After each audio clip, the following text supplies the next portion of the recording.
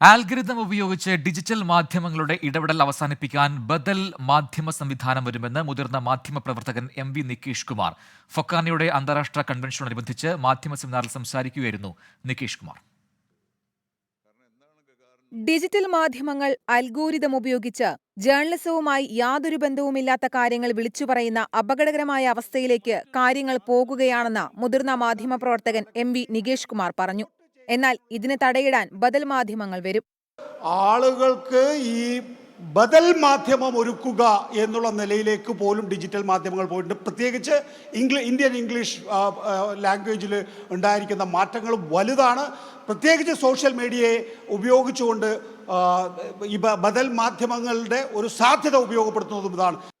നിർമ്മിത ബുദ്ധിയെ മറികടന്ന മനുഷ്യബുദ്ധി മാധ്യമരംഗത്ത് ശക്തി പ്രാപിക്കുമെന്ന് 24 head of operations in USA മധു കൊട്ടാരക്കര പറഞ്ഞു.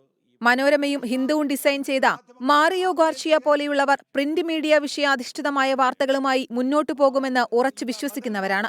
നാളെ കാണുന്ന വാർത്തകളുടെ അടിയിൽ ഈ വാർത്ത വായിക്കുന്നത് മനുഷ്യനാണ് എന്ന് എഴുതി വയ്ക്കുന്ന ഒരു കാലഘട്ടം വരും. പക്ഷേ ഈ നിർമ്മിത ബുദ്ധിയെ മനുഷ്യബുദ്ധി അതിജീവിക്കുമെന്ന് വിശ്വസിക്കുന്ന ഒരാൾ തന്നെയാണ്. കാരണം കോവിഡ് കാലത്ത് നമ്മളെ പഠിപ്പിച്ചു അകലം പാലിക്കുവാൻ. പക്ഷേ 2 ബൂസ്റ്റ് വാക്സിനൊക്കെ എടുത്തു കഴിഞ്ഞപ്പോഴത്തേക്ക് നമ്മൾ കുറേ കൂടെ മനുഷ്യരെ ചേർത്ത് വയ്ക്കുന്ന ഒരു കാലഘട്ടത്തിലേക്കാണ് വരുന്നത്. വാഷിംഗ്ടണിൽ നടക്കുന്ന ഫൊക്കാന കൺവെൻഷനോടനുബന്ധിച്ചുള്ള മാധ്യമ സെമിനാറിൽ സംസാരിക്കുകയായിരുന്നു ഇരുവരും.